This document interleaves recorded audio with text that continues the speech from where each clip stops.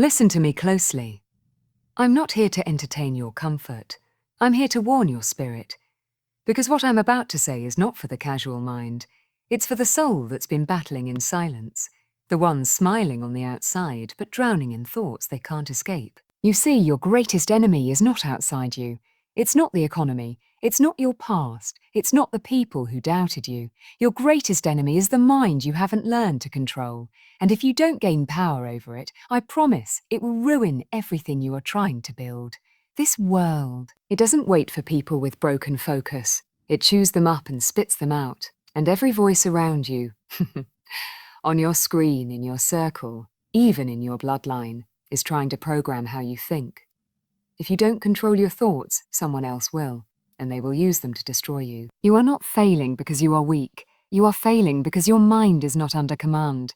Your emotions are leading the mission, and your vision is bleeding to death in silence. Every distraction, every delay, every doubt, you think it's just life. No, it's your mind losing the war. So before I speak another word, I need you to make a decision. Not a lazy one, a real one. That you will listen, truly listen. Not with your ears, but with your soul.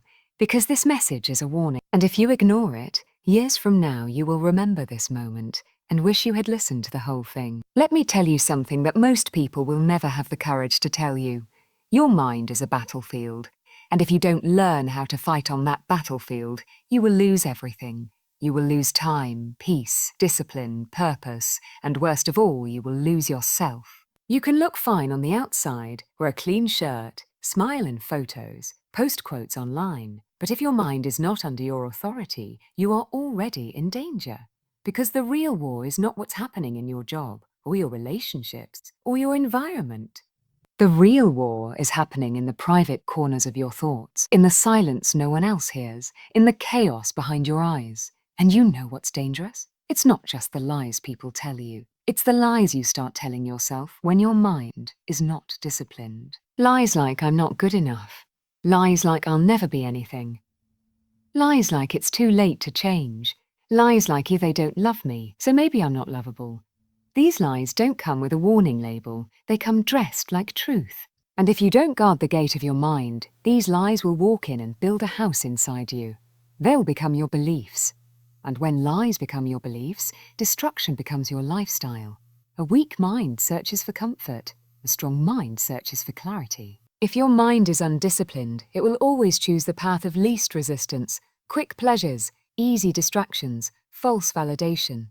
And you'll think you're surviving, but you're slowly suffocating your potential, because you were never built to be led by your emotions. You were never created to be ruled by fear or comparison or lust. You were created to rule over your thoughts, to master them, not be mastered by them. Some of you are blaming your circumstances, blaming your family, blaming your luck. But your real prison is your own thinking. How long will you keep feeding thoughts that weaken you? How long will you keep replaying past failures and expecting a different future? You can't plant poison in your mind and expect peace to grow. It doesn't work that way. Every powerful life begins with powerful thinking. Every broken life begins with broken thinking. It's not magic, it's mastery. And here's the truth most people run away from. Nobody's coming to rescue your mind field. Nobody's coming to break the chains you refuse to admit exist. The war in your head is your responsibility. Either you confront it, or it will consume you. And if you let it consume you, you will sabotage every opportunity that comes your way. Not because you weren't qualified, not because you weren't chosen, but because your mind was never ready. You can't win in life if you're losing in thought. You can't have peace if you've made a habit of hosting chaos. You can't have growth if you keep feeding your doubt. Every time you let a negative thought run wild, you're giving it power to shape your reality. That's how people destroy their own dreams. They kill them in the mind before they ever start. They see obstacles where there's opportunity. They see failure where there's a lesson. They see enemies where there's growth. Because the mind is distorted, and whatever you believe becomes your lens. And the worst part, an undisciplined mind doesn't just destroy you, it destroys people around you. You project your fear onto others. You damage relationships with your suspicion. You walk away from good people because your own thoughts convince you you're unworthy. You speak words you can't take back because you didn't take a moment to filter them. This is how generations are wounded. This is how families are torn apart. Not by violence, but by uncontrolled thoughts that become uncontrolled behavior. But if you start today, if you make the decision to win the war in your head, you'll see life differently. You'll stop reacting to everything. You'll start responding with purpose. You'll stop fearing the unknown and start facing it with strategy. You'll stop believing everything you feel and start questioning what you allow to grow in your mind. It won't be easy, but every battle you win in your thoughts becomes a step closer to peace in your reality. Because when your mind is under control, your life begins to rise. When your thoughts are aligned with truth, discipline becomes natural. When you choose focus over fantasy, progress becomes inevitable. And suddenly, the things that used to break you don't even move you anymore. Not because life got easier, but because your mind got stronger. This is where the transformation begins, not in your environment, but in your mind. Not in the noise around you, but in the silence within you. Train your mind to obey your mission, or it will betray it. The choice is yours, and it always has been. Most people don't realize how much damage they've done to their own lives, not because they were weak, not because they were unlucky, but because they never learned how to control their emotional reactions. They let their feelings lead and their discipline follow. And that's a dangerous way to live. Because the truth is, your emotions are not supposed to be in charge. They're supposed to serve the mission, not sabotage it. But when the mind is undisciplined, emotions become the commander and reason becomes the prisoner. You think exploding in anger makes you strong? No, it makes you unstable. You think being cold and distant makes you wise? No, it makes you wounded. You think crying in secret means you're healing? No. It often means you're suppressing what should be confronted. We live in a world that tells you to feel everything, but doesn't teach you how to manage what you feel. So people react first and think later. And by the time they come back to their senses, the damage is already done. Bridges burned, opportunities missed, trust destroyed. I've seen people lose lifelong friendships because of one outburst they couldn't control. I've seen people throw away marriages because they let their pride speak instead of their humility. I've seen people leave jobs, insult mentors, attack loved ones, only to regret it the moment the emotions calmed down. But regret can't reverse consequences. The apology may be accepted, but the scar remains. That's the cost of emotional immaturity. It's not about being emotional. It's about letting emotions rule without discipline. Some of you think that every time you're angry, you must speak. Every time you're hurt, you must act. Every time you're frustrated, you must let it out. But wisdom is knowing that not every storm needs your voice and not every trigger needs your reaction. Silence is not weakness. It is strategy. Stillness is not fear. It is power under control. And when your mind is strong, you don't react, you respond. You don't fight just to be right. You pause to be effective. Because reaction may feel good in the moment, but response builds a future. Ask yourself this. How many times have you said something you didn't mean just because the emotion felt louder than your purpose? How many times have you let one mood ruin an entire day? That's the danger of not training your mind to lead your emotions. Emotions were never meant to carry your destiny. They were meant to signal you, not guide you. A broken mind believes that feelings are truth. A trained mind tests them before obeying. Look at how easily people are manipulated today. One insult, one post, one comment, and they lose their peace. That's not freedom. That's mental slavery. If the world can pull you in every direction based on how you feel, then you're not in control of your life. You're being led by external triggers, but mission you've been called to. It requires internal stability. You can't change your life if you can't control your reactions. Sometimes it's not the enemy out there ruining your life.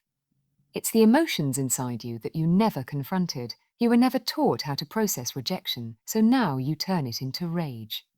You were never allowed to grieve properly, so now you use apathy as a shield. You were told to be strong, so now you hide every vulnerable part of yourself and call it maturity. But what you suppress eventually leaks. And if you don't deal with it intentionally, it will show up violently. That's why you have to train. Train your mind to observe without absorbing. Train your spirit to pray before it panics. Train your thoughts to ask, is this worth the energy? Because not everything deserves your reaction. Not everyone deserves your explanation. Sometimes walking away isn't weakness, it's wisdom. Sometimes isn't silence, it's strategy. You don't owe everyone access to your emotions. You owe yourself the discipline to protect your peace. And when you stop letting the world dictate how you should feel and respond, you start building your life with intention. You stop bleeding on people who didn't cut you. You stop giving power to words that were meant to distract you. You stop trying to win arguments that don't matter, and you start investing energy into battles that do. That's what self-mastery looks like. It's not that you never feel anger. It's that you know when to speak and when to stay quiet. It's not that you never feel hurt. It's that you choose healing over reaction. It's not that you suppress everything. It's that you confront what matters and let go of what doesn't. That's real strength. That's real growth. Because if you don't train your emotions, they will train you to be reactive, to be defensive, to be impulsive. And before you know it, you've built a life out of temporary feelings and permanent mistakes. But if you discipline your emotions, you will move differently, you will lead differently, you will love differently. And you will live with the peace that nothing outside of you can shake what's stable within you. Control your reactions, or your reactions will control your life. Overthinking is the silent poison that most people drink daily and call it preparation. You sit alone with your thoughts, replaying the past, predicting disasters, creating conversations that haven't even happened. And you think you're being smart. You think it's wisdom. But deep down, you're just scared. You're afraid of what could go wrong, so your mind builds entire cities out of fear, until all you see is problems, even in peace. Overthinking is not insight. It is fear wearing the mask of intelligence, and the longer you let it run wild, the more it robs you of your clarity. Some of you don't sleep at night, not because the world is dangerous, but because your thoughts won't stop screaming. You close your eyes and your mind opens a theatre of every regret, every betrayal, every worst-case scenario, and you keep watching. You think if you overanalyze it enough, you'll gain control. But all you gain is confusion, because the mind that's not trained to trust will always default to fear. And when fear becomes your filter, nothing feels safe, not love, not rest, not even joy. You'll sabotage the good just to prepare for the bad. That's how dangerous overthinking is. It turns blessings into burdens. It turns moments into mines. You get a job opportunity. You think, what if I fail? You meet someone genuine. You think, when will they leave me? When will they leave me? You get a moment of peace, and your mind whispers, something bad must be coming. That's not discernment, that's dysfunction. And unless you learn to stop it at the root, it will make you a prisoner in your own head. I've seen people delay decisions for years because they couldn't quiet their mind. I've seen people lose relationships, not because they were hurt, but because they imagined every possible way they might be hurt. I've seen people miss the best seasons of their life because they were too busy preparing for storms that never came. You can't outrun overthinking by thinking more. You can only defeat it by choosing peace over control, because that's what overthinking is. A desperate attempt to control outcomes you were never meant to control. You don't need to know everything before you move. You don't need to understand every detail before you trust. Life doesn't give guarantees, and your mind, no matter how smart, can't protect you from everything. Sometimes peace comes not when everything makes sense, but when you choose to stop obsessing over what doesn't. The mind that's constantly working is often the mind that's deeply afraid. But fear is not a compass, it's a cage. And if you don't recognize that, you'll keep building walls around yourself and calling it wisdom. Some of you are exhausted, not from life, but from your own thoughts. You wake up tired, not because your body is weak, but because your mind has been running all night. You're not lost, you're just too overwhelmed to see clearly. And you think if you just think harder, if you just analyze more, maybe you'll fix it. But peace doesn't come from more thinking. It comes from learning to let go. There's power in silence. There's healing in stillness. But we're so addicted to noise, internal and external, that we fear silence like death. And yet silence is where your strength returns. Silence is where your mind stops spinning and starts aligning. If you don't create space for stillness, your mind will keep rushing, keep spinning, until one day it crashes. That's when burnout happens. Not just physical burnout, but mental collapse. Because the mind can only carry so much chaos before it begins to break down. So stop feeding your anxiety with endless thoughts. Stop rehearsing what you cannot control. Stop trying to be 5 steps ahead of pain, because even if it does come, you've already suffered twice, once in your imagination and once in reality. And most of the time, the pain never even shows up. It was just fear trying to steal your peace in advance. Train your mind to trust even when it doesn't understand. That doesn't mean you ignore wisdom. It means you refuse to worship fear. You choose progress over perfection. You stop waiting for the right moment and create movement now. Because every moment you spend overthinking is a moment you could have been building, healing, growing. Life will never feel perfect. But if you wait until it does, you'll wait forever. The people who change the world are not the ones who figured it all out. They're the ones who moved despite their questions. They stepped forward with trembling hands and uncertain minds, but they stepped. That's courage. That's leadership. That's the kind of thinking you need to cultivate. Not obsessive, not panicked, but anchored in faith and focused on forward. You will never silence every doubt. You will never predict every outcome. But you can silence the noise inside you long enough to take your next step. And if you can do that, if you can choose clarity over chaos, trust over torment, presence over panic, then your mind becomes a weapon, not a weakness. Quiet your mind, or your mind will quietly destroy you. Most people don't understand how dangerous an undisciplined mind really is until it's too late. Until the habits are formed, until the patterns are locked in, until the damage starts leaking into every part of their life. The truth is, without mental control, discipline dies. And when discipline dies, your dreams don't just get delayed, they die with it. You think you're just procrastinating. You think you're just tired. You think you just need time. But what's really happening is that your mind is no longer on your side. It's working against you, quietly, subtly, relentlessly. You see, the greatest enemy of discipline is a distracted mind, a mind that can't focus, a mind that follows every impulse, a mind that looks for comfort instead of commitment. When your thoughts are scattered, your energy is scattered, and when your energy is scattered, nothing gets built. You start a goal but never finish it. You plan for the future but can't take action today. You say you want change, but your habits don't match your words. That's not because you're lazy, it's because your mind is not under control. Some of you are trying to chase big visions, but you still have small habits. You say you want transformation, but you're still entertaining distractions. You want to grow, but you keep watering weeds. And the problem isn't your desire, it's your discipline. You can have potential. But if your mind can't stay steady when it counts, you'll always stay behind. We live in a time where everything is fighting for your attention. Notifications, opinions, temptations, they're everywhere. And if you don't take control of your mind, the world will do it for you. They'll decide what you think about, what you fear, what you value, what you chase, and you'll spend your life reacting instead of building. That's the consequence of an uncontrolled mind. You become a slave to everything around you. You're no longer moving with intention. You're being pushed by pressure. And then you wonder why you feel stuck. You wonder why progress is slow. You wonder why peace is so hard to find. It's because your mind is cluttered.